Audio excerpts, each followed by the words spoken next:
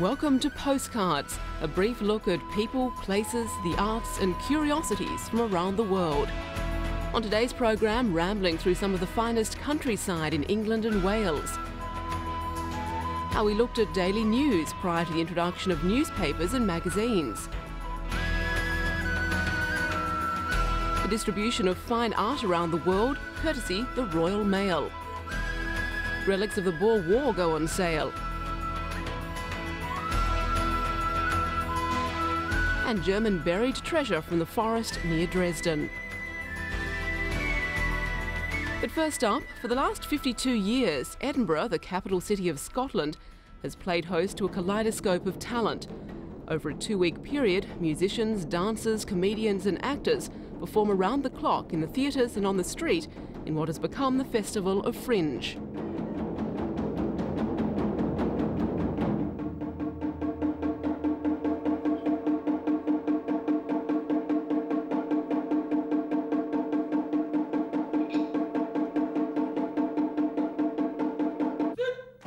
The Fringe, which runs parallel to the International Festival of Edinburgh, remains true to the open door policy on which it was founded, allowing performers to test their wit in front of anyone who'll listen.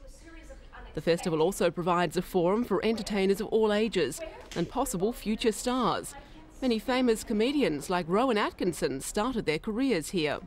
Oh, Nikki, you're so fine, you blow my mind, hey, Nikki. Hey, Nikki.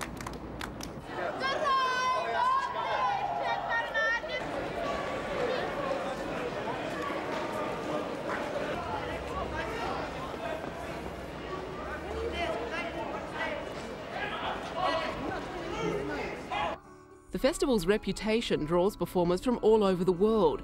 Eccentricus by Cirque Eloise from Quebec attracted crowds of over 500 a night in its first week.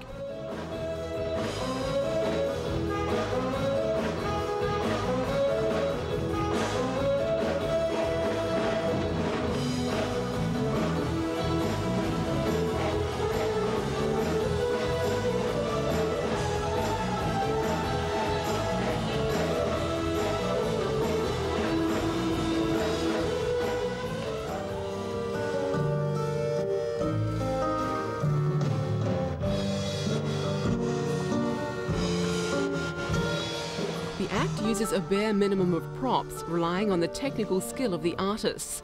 The show moves from frivolity to a dramatic, eerie finale.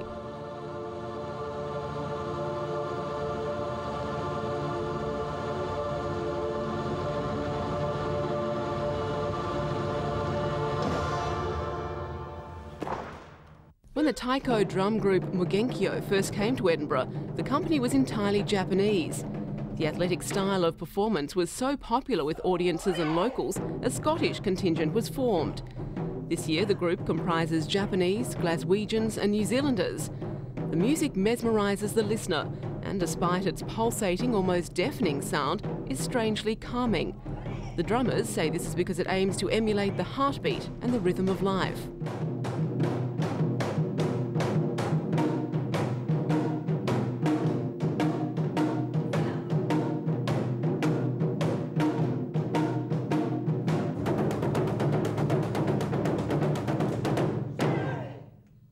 The true test of any comedian is conquering the stand-up circuit. During the festival, up to 100 comedians perform daily. Irish comic Jim Owen is in his 4th sellout season. This Scottish stage a tent away from home. While anyone can perform at the Fringe, to be granted a stage at the Edinburgh International Festival, which commences a week after its eclectic sister, an invitation from the director must be offered. Over the years, the festival has been shaped by the individual tastes of those at the helm. This piece, entitled Artifact, shows the athleticism and grace of classical dance and is performed by the Dutch National Ballet.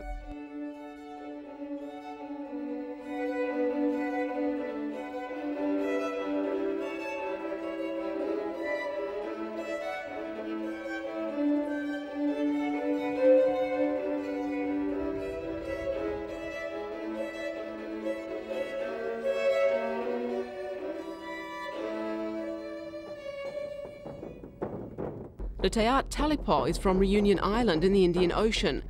Last year, their performance of The Water Carriers earned them several awards. The company also includes actors from Zimbabwe and France. The piece is a modern, multiracial fable, combining local instruments from the island, singing and dance.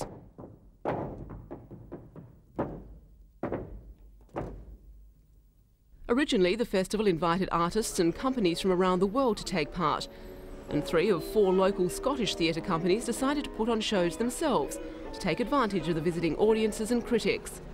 Over the years, more and more companies started following suit, eventually leading to what's become known as the Festival Fringe. Both festivals still attract visitors from all over the world. This year, over 300,000 tickets were sold. However, nothing attracts the crowds like the pageantry and pomp of the Edinburgh Military Tattoo, now in its 50th year. First conceived as the Scottish Army's contribution to the Edinburgh International Festival, the tattoo has evolved into a show combining a myriad of international performers, both military and civilian.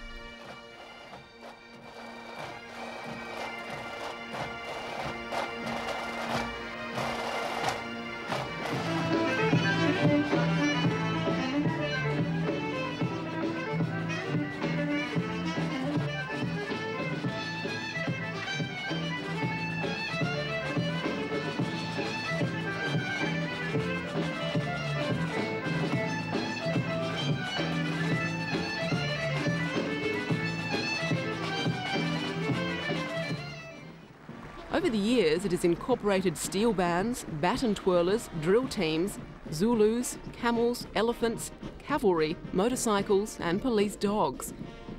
This year, the Barbados Defence Force Band, with its renowned stilt acrobats, the Moko Jumpies, and their 6-year-old cadet, stole the show. 200,000 people attend the tattoo annually, while 100 million watch it on television. Over the years, the event has become as diverse and as popular as the international and fringe festivals themselves.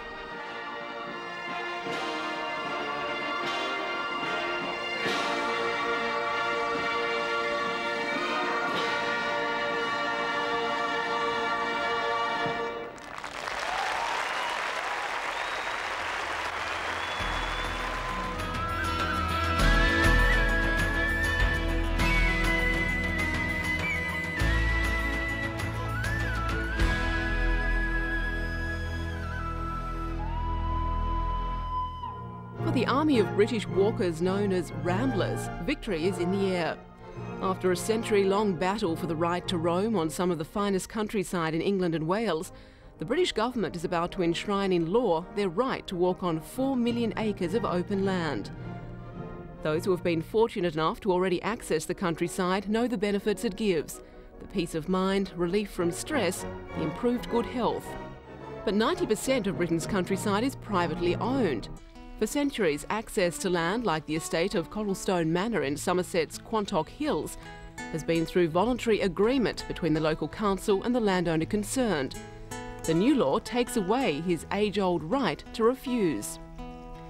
Current landowners believe today there should be managed access, taking into consideration land uses such as farming, forestry, shooting and so on. Health and safety implications must be looked at.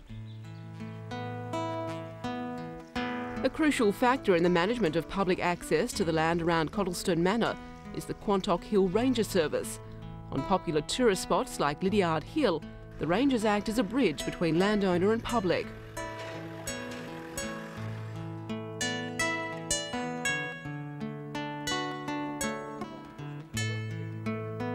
In return for allowing public access, Cottlestone Manor's Hugh Warmington receives a grant, and the local authority funds the ranger service to look after walkers and wildlife alike.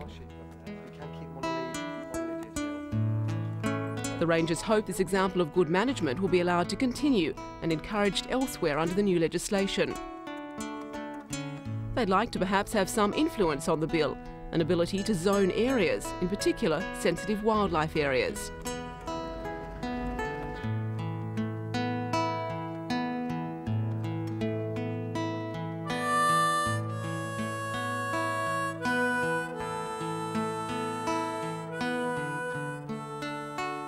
Land management is one of the details of the new legislation yet to be clarified, and it's one of a number of concerns for the Country Landowners Association. Its members are worried about the extra costs and responsibilities the legislation might bring, as well as a general loss of control of their land. The challenge of addressing the concerns of landowners and all those affected by the new legislation falls to the Countryside Agency, launched earlier this year. Its task is to make the legislation work. A sustainable countryside is important to everybody. Deputy Chair of the Countryside Agency, Pam Warhurst, believes practical progress will have to be made at a grassroots level through local access forums which will bring together sensitive representation to the different types of landscape and different needs of each area. The agency also has to address the worries of people like Bridget Bedell and her husband, who run a family farm in Surrey. 1/3 of their 2,000-acre estate is open to the public, thanks to a voluntary agreement made by Bridget's grandmother. The new law, though, opens up mountain, heath, moor, down and common land to the public, and Bridget wonders how people will know where their new rights begin and end. She foresees problems in this field, to which she happily allows public access now. The government says that all open land, like this common land on Bridget's estate, will be studied and entered on maps, a job also being undertaken by the Countryside Agency. But here too the debate rages. Some say the public wants circular guided walks next to car parks, not the right to roam freely over open land, and that resources will be taken from one to the other. But the principle of the right to walk on open land is one that the Ramblers have been determined to pursue, come rain or shine. They say that landowners will have the freedom to restrict walkers wherever reasonable land management needs demand it. At rallies like this, it takes more than a downpour to dampen their enthusiasm.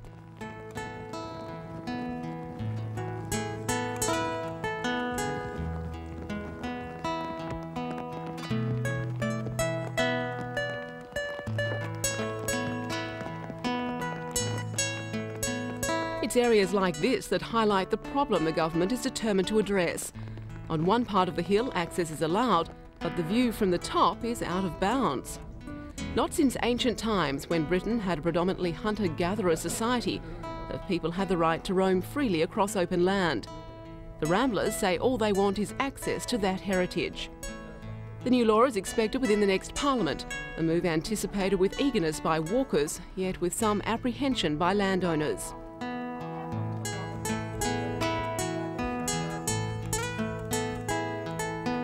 The face of the British countryside isn't about to change. Only 10% makes up the open land to be included in this legislation. But it's still a radical step, and one that will need careful handling.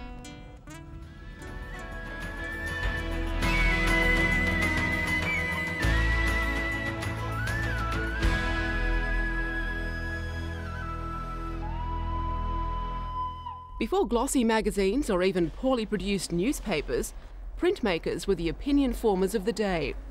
The British Museum's exhibition of prints from the 16th to the 19th century give a fascinating and vivid insight into the cultural mores of the working class Britain over 300 years. Curiosities like Siamese twins, these were born in Oxfordshire in 1552, were of daily interest to the ordinary people. And much like the tabloid newspapers today, subject matter focused on crime, royalty, politics, war, sex and comedy. As macabre as it may seem to us today, executions were an enjoyable form of entertainment until 1868, when they ceased to be held in public. The lurid stories behind the person on the gallows appealed to the public's sense of melodrama, and printmakers cashed in. People would buy prints of the execution where they'd gathered to watch it. They'd buy them as a sort of souvenir, telling the story of the hideous murder or whatever it was that was being punished on the day. Prints were familiar to all sorts of people, rich or poor. They were found in homes, in the church, in school, the tavern or in the workplace. They were also found in the street, where everybody would have seen them, regardless of class or background. Religious imagery in print was a source of controversy. Before the Reformation in the 16th century, moralising clergymen quickly realised prints were an easy way of spreading their message. This image is an indulgence. At a price, it guaranteed a remission of 26,000 years of punishment in hell to those who knelt before it and prayed. After the Reformation, such images were heavily censored, and printmakers had to take the rules seriously. If they didn't, their work could be seized or worse. Religious imagery made a popular comeback in the Victorian period, and became an acceptable and popular subject. As one of Britain's leading contemporary artists, David Hockney's work is usually displayed in top galleries or exclusive collections. However, recently there was a chance to see the master's work for free. An exhibition of top painters, photographers, sculptors and other artists is based on perhaps the widest distribution of fine art around the world, the Royal Mail's Millennium Collection, 48 postage stamps issued through 1999 to celebrate 1,000 years of British history. Royal Mail is about communication. It's about the postal system, moving letters and items from point A to point B in the same country and all around the world. The exhibition is also about communicating, about the past and time, a travelogue through time. The exhibition is more than just a show of postage stamps. It features the original artwork for the celebrated Millennium Stamp Collection, and a vast array of artefacts used by the artists to inspire their designs, from rare souvenirs and footage of England's last World Cup victory to the reflecting telescope developed by the 17th century genius Sir Isaac Newton. Like the stamp collection, the exhibition is divided into 12 segments or tales, each telling a different story about the last 1,000 years of British history. The Traveller's Tales section of the exhibition features Captain Cook's voyages of exploration. One of the most interesting items is his logbook, actually made by Captain Cook in 1770. On this page he notes in his hand the sighting of the coast of Western Australia. Most of the historical treasures on display come from the Royal Library vaults, including the journals of smallpox vaccinator Edward Jenner. To evidence of more recent scientific milestones. The first ever model image of DNA, the basic building block of life, built in 1953, still stands as a tribute to its makers, Watson and Crick. Innovators share the spotlight with entertainers. The pioneer of comic film Charlie Chaplin, now immortalised by post as well as film.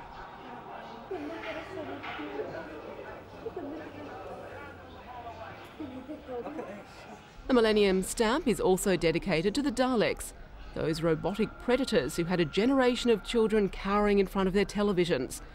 The menacing image snapped by leading society photographer Lord Snowdon. The exhibition is free of charge, and Royal Mail hopes its show will encourage people to collect stamps as an investment in history, perhaps to be passed down as gifts and heirlooms. A total of 1 billion Millennium stamps will be printed to satisfy demand from collectors around the world. More than simply a set of postage stamps, the series represents an exclusive collection of British art available at any local post office. A 16-year project to refurbish the home of Britain's national art collection is now complete and open to the public. The multi-million-pound North Galleries project has been funded entirely from private sector donations and ultimately provides a home for the National Gallery's preeminent collection of Dutch paintings.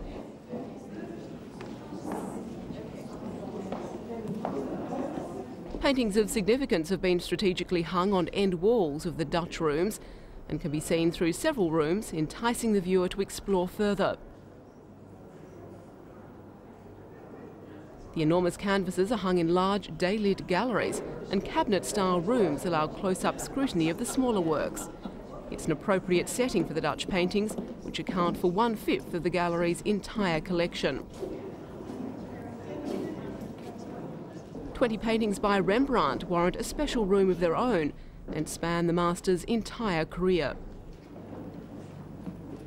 Their enormous flourishing culture came about through the prosperity of the United Dutch provinces and the independence they gained over the course of the 17th century from Spain. The Dutch Republic was the wealthiest country in Europe during the 18th century. This well-known Flemish painting, which incorporates several miniature masterpieces, depicts the local connoisseurs of art scrutinising a collection. The anonymous artist conveys the contemporary preoccupation with the art world and also belies the wealth and influence of the region.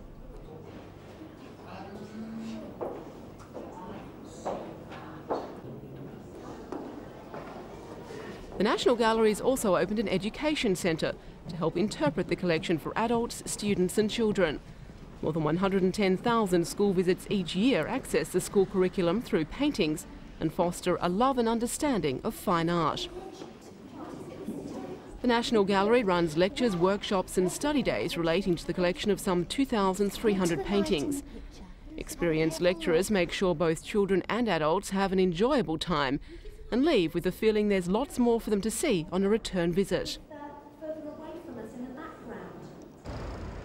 Spinks Auction House in London is marking 100 years since the outbreak of the Anglo-Boer War, with a sale of relics from the conflict, which saw Dutch settlers trying to resist the inclusion of South Africa into the British Empire.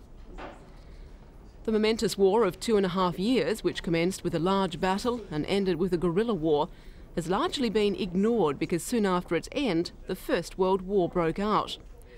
The catalogue includes historical documents and paintings recalling the major campaigns of the war, as well as the fear, gallantry and savagery of a conflict which saw the first use of concentration camps.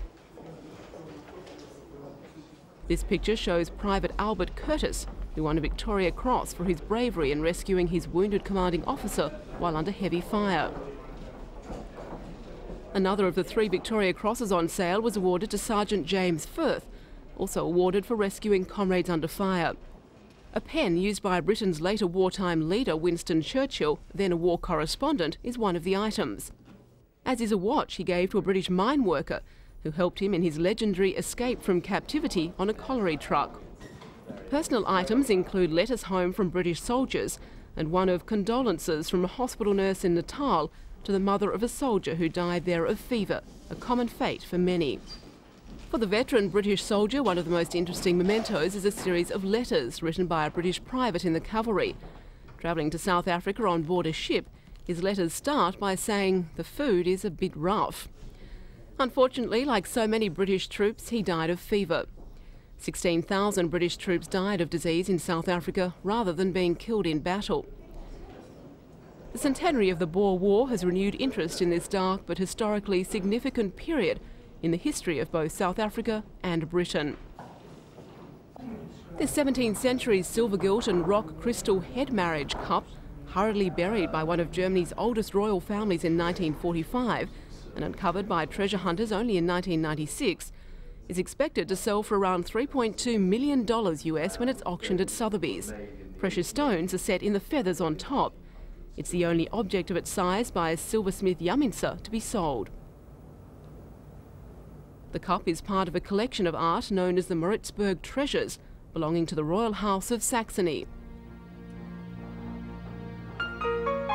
It was hidden in a forest near Dresden in the former East Germany by the sons of Prince Ernst Heinrich to prevent it from being looted by the advancing Soviet army.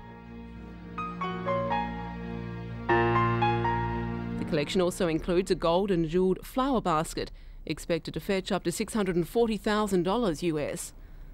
This silver-gilt gold and enamel basket is the only work by the Dresden goldsmith Dillinger ever to be sold. The collection was buried in 2 places. The Royal Estate's forester, aware of one of the sites, was forced by the Russians to reveal its whereabouts. The contents were uncovered and taken to Russia. Fortunately, the Moor's cup remained safely buried close by. The Moor's head was made for a wedding between the Pucci and the Strozzi families in Florence in the 16th century. The second burial site remained undiscovered until amateur treasure hunters found it in 1996. They reported it to the authorities, who excavated it professionally. It was then returned to the family.